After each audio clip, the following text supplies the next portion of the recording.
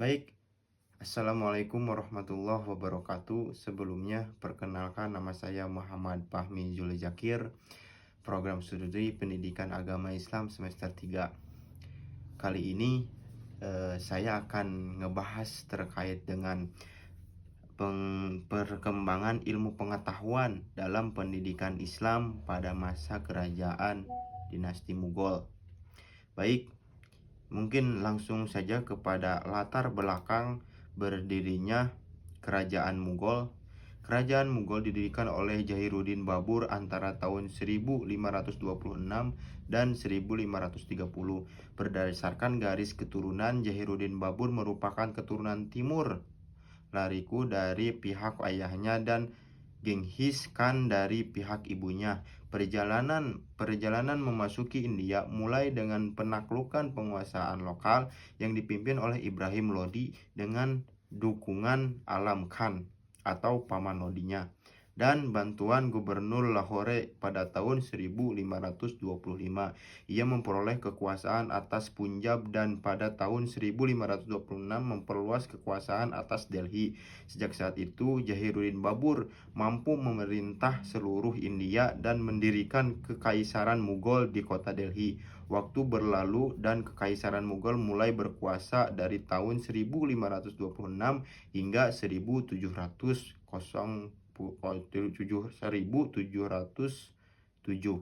Kekaisaran ini memiliki beberapa kesultanan terbesar yang terkenal pada abad ke-17.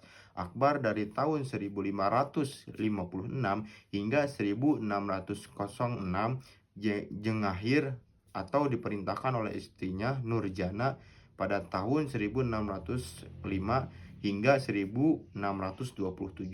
Sanjan dari tahun 1628 hingga 1658 dan Aurangzeb dari tahun 1659. Setelah Jahiruddin Babur, putranya Nasiruddin Humayun atau populer terkenal sebagai Humayun mengambil alih kekuasaan kekaisaran Mughal dari tahun 1530 sampai 1540 dan lagi dari tahun 1555 sampai 1556. Pada masa pemerintahannya, situasi kekaisaran Mughal tidak stabil karena banyaknya masalah dan perlawanan musuh. Baik, mungkin itu untuk terkait dengan pendahuluannya berdirinya dinasti Mughal. Makanya dari situ saya akan mengambil kata kuncinya dari submateri tersebut terkait dengan perkembangan ilmu pengetahuan dalam pendidikan Islam pada masa kerajaan Mughal, yaitu ilmu pengetahuan, pendidikan Islam, dan kerajaan Mughal. Mungkin itu untuk terkait dengan kata kunci dari artikel saya tersebut. Dan seterusnya yaitu pemaparan materi yang pertama terkait dengan ilmu pengetahuan pada zaman kerajaan Mughal. Kejayaan kerajaan Mughal dimulai pada masa pemerintahan Akbar. Ekspansi militer Akbar yang sukses melembangkan berdirinya kekaisaran Mughal sebagai kekaisaran besar. India memiliki dua pintu gerbang menuju kekaisaran Mughal di India, Kabul dan Turkestan. Berikut ini adalah kemajuan kerajaan yang dicapai oleh masing-masing pemerintahan yang telah membuat kemajuan. Yang pertama, politik dan pemerintahan.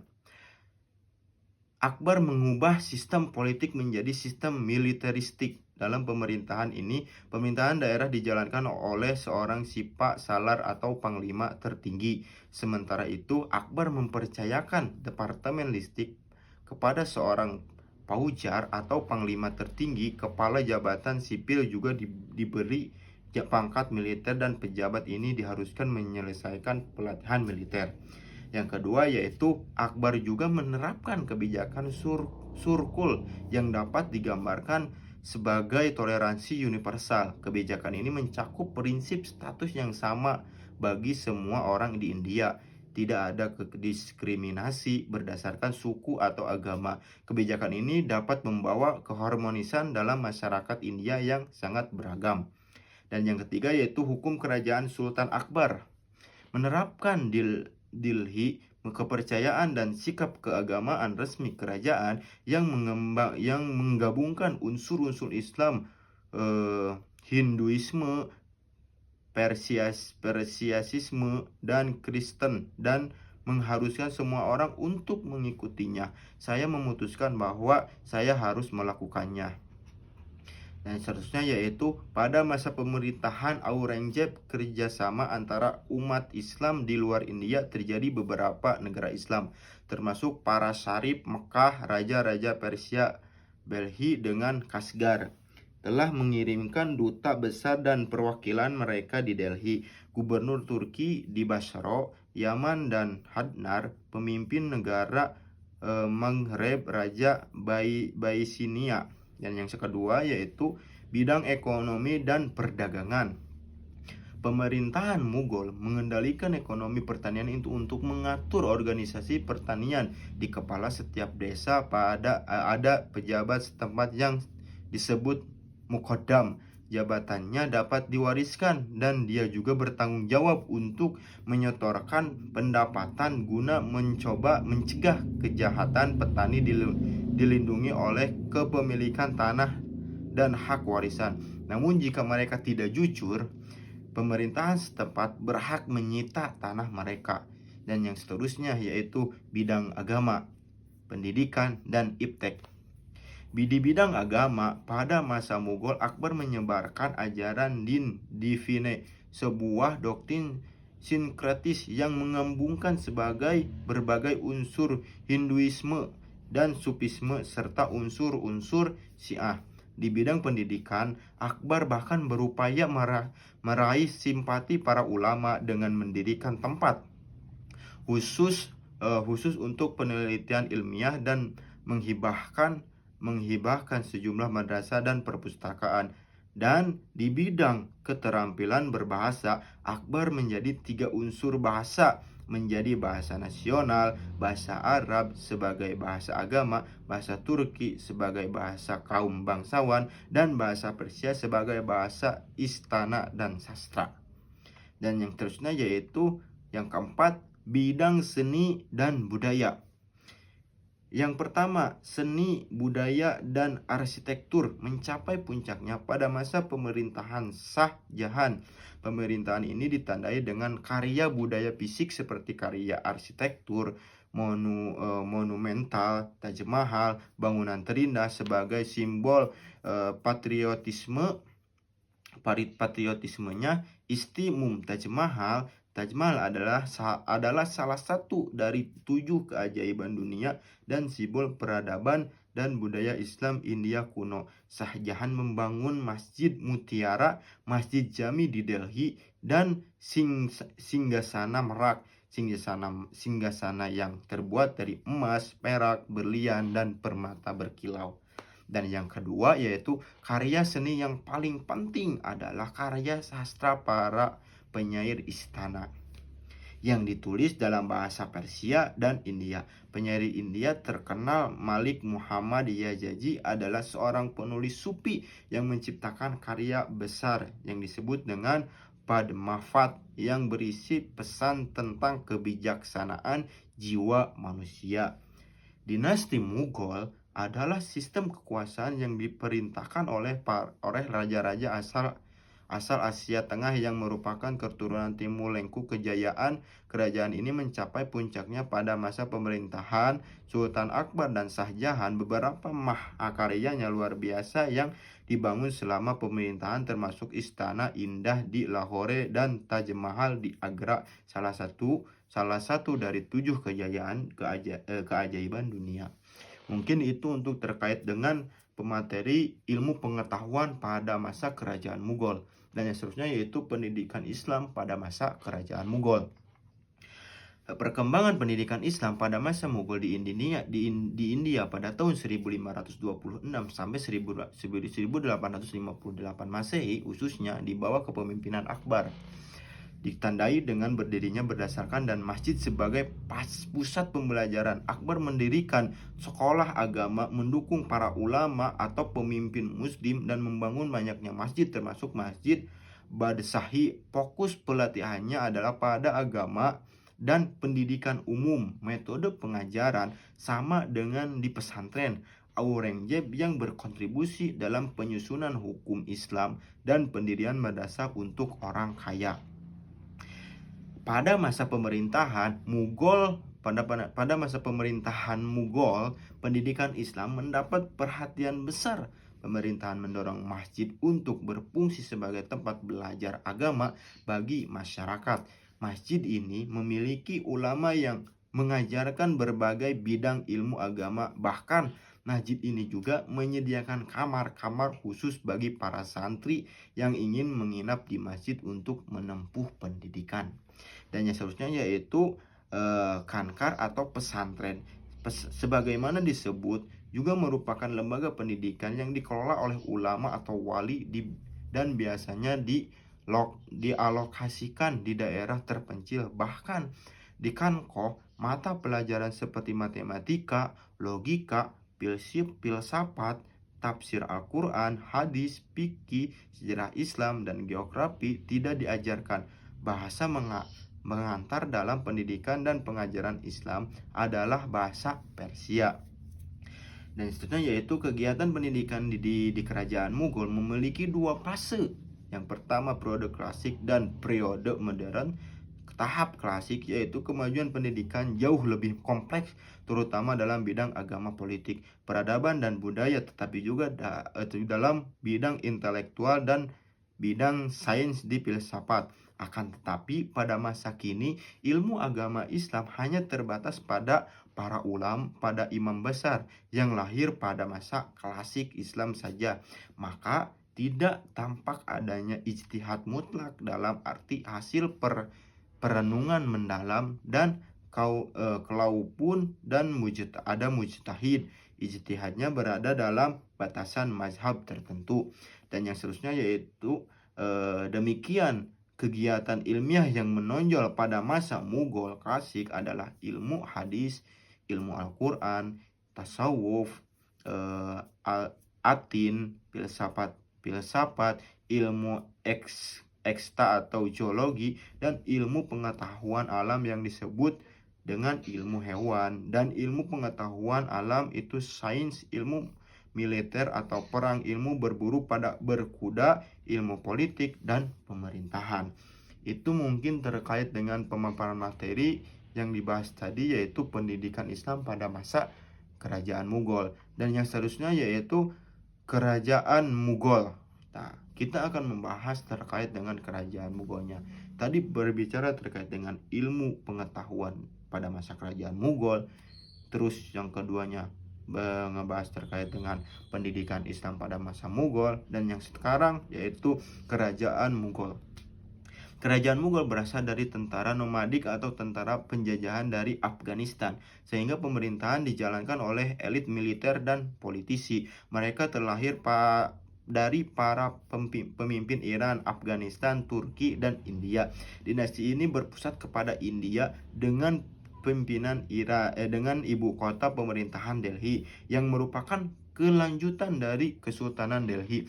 Oleh sebab itu, ia menandai puncak perjuangan yang begitu panjang untuk membentuk sebuah kejayaan India yang memusat pada puncak dari usaha untuk membentuk sebuah kultur Islam yang mendasari pada sebuah sintesa antara warisan bangsa Persia dan bangsa India.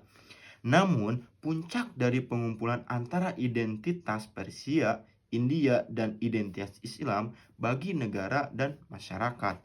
Di bawah kerajaan Mughal, inilah pemerintahan Muslim di India akhirnya diperkuat walaupun ada penaklukan baru di daerah selatan. Pusat kekuasaan Mughal tetapi diutarakan karena mereka datang dari Asia Tengah, ialah daerah Sendera yang mempengaruhi budaya Turki, Iran. Jikalau pada dinasti sebelumnya Islam belum menemukan kejayaan, maka hadirnya dinasti ini justru lebih bersinar dan berjaya. Mungkin dicukupkan sekian untuk pemaparan materi terkait dengan artikel yang dibuat oleh saya. Bahwasanya ada ilmu pengetahuan di kerajaan Mughal, ada pendidikan Islam pada masa kerajaan Mughal, dan ada kerajaan Mughal. Dan yang kedua yaitu metode penelitiannya. Saya mengambil metode penelitian tersebut itu dengan perpustakaan digunakan untuk sebagai pendekatan untuk proses penelitian yang saya lakukan. Penelitian ini melibatkan pengumpulan, membaca, dan menganalisis berbagai bahan yang berkaitan dengan topik yang Anda pelajari. Kami menyaring sumber-sumber ini secara kelat untuk memastikan bahwa setiap sumber sesuai dengan relevan untuk memberikan informasi valid yang dapat diandalkan. Dan yang kedua, dan yang seterusnya yaitu dan seterusnya, pendekatan penelitian adalah kualitatif dan menitik beratkan pada analisis mendalam terhadap materi yang diperoleh. Tujuan dan proses ini adalah untuk menghasilkan data deskriptif berupa uraian rinci tentang materi yang dipelajari. Dalam menganalisis data, saya menerapkan beberapa langkah penting. Pertama, ada heuristik atau aktivitas mencari, mengumpulkan, dan mengategorikan sumber informasi. Kedua, kritik historis. Kami memeriksa saya memeriksa sumber-sumber sejarah melalui kritik eksternal dan internal. Ketiga, ada interpretasi, proses menafsirkan fakta yang diverifikasi melalui kritik sumber. Terakhir, akan ada presentasi, artinya sintetis temuan, analisis data, bentuk karya sejarah yang terstruktur. Mungkin itu terkait dengan metode penelitian. Dan yang seterusnya yaitu hasil dan pembahasan. Yang pertama, perkembangan ilmu pengetahuan pada masa kerajaan Mughal. Ilmu pengetahuan mengalami kemajuan pesat selama dinasti Mughal, terutama di bawah pemerintahan Akbar dan Shah Jahan. Keberhasilan Akbar dalam memperkuat sistem militer dan politik turut menyambungkan pada tumbuhnya kerajaan besar ini. Yang pertama yaitu politik dan pemerintahan. Akbar mengubah struktur pemerintahan menjadi militer dan menerapkan sistem pemerintahan yang sangat terorganisir dengan penekanan pada disiplin militer. Dalam hal ini, toleransi beragama, Akbar menerapkan kebijakan surkuru yang menjaga kesetaraan bagi semua warga di negara tanpa membedakan agama atau suku. Hukum yang ditetapkan oleh Akbar mengintegrasikan berbagai agama termasuk Islam, Hindu, dan Kristen ke dalam kehidupan kerajaan. Yang kedua yaitu ekonomi dan perdagangan. Pemerintahan menaruh perhatian besar pada sektor pertanian. Akbar mengatur pengelolaan tanah melalui pejabat setempat yang disebut dengan muqaddam, yang bertanggung jawab atas produksi dan distribusi hasil pertanian. Perekonomiannya ditumpuk pada sektor pertanian yang terorganisasi dengan baik. Dan yang ketiga yaitu agama, pendidikan, dan sains.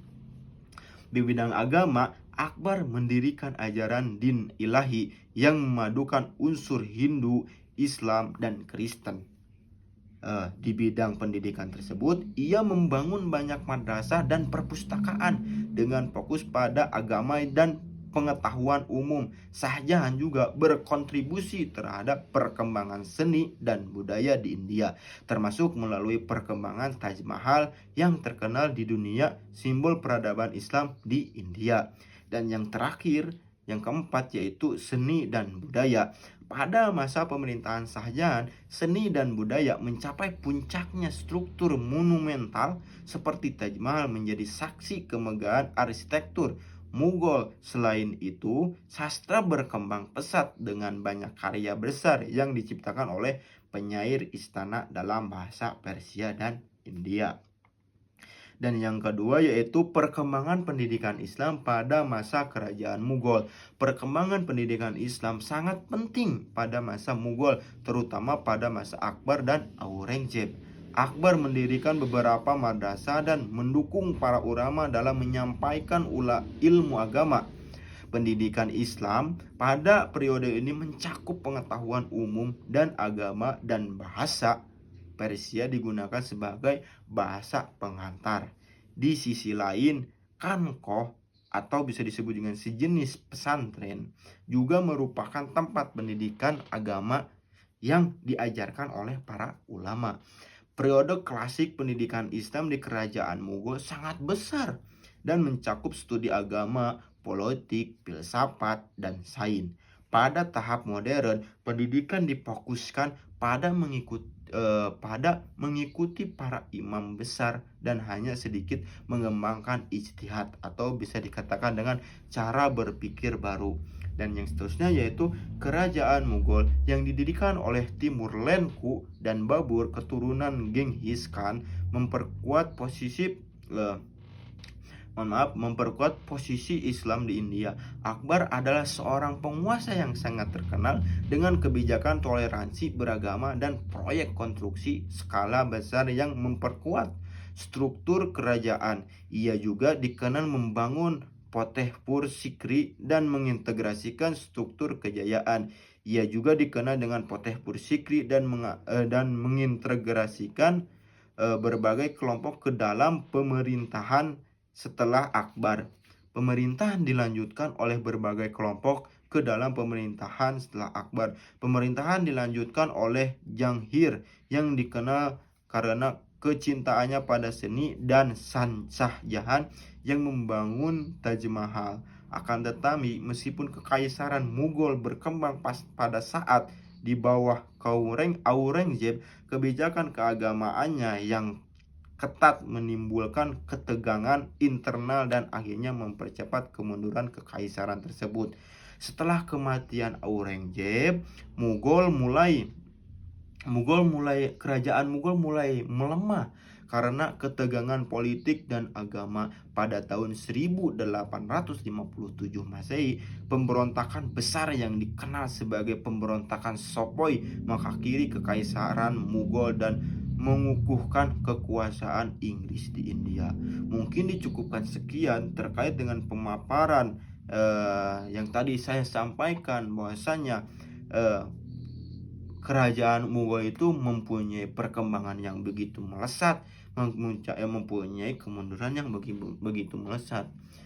Baik, dan yang seterusnya yaitu kesimpulan yang tadi dipaparkan oleh saya, bahwasanya kerajaan Mughal dimulai pada masa pemerintahan Akbar yang mengubah sistem pemerintahannya menjadi militeristik, menerapkan politik toleransi universal dan pendirian din ilahi sebagai pandangan keagamaan. Kerajaan Akbar memperkuat hubungan luar negeri pada masa pemerintahan Aurangzeb, kekuatan militer dan politik semakin solid. Ekonomi pertanian dikelola dengan baik melalui pejabat lokal dan bertanggung jawab atas pengelolaan tanah dan perlindungan hak petani. Seni dan budaya mencapai puncaknya pada masa pemerintahan Shah Jahan yang dikenal dengan pembangunan Taj Mahal sebagai simbol cinta yang abadi.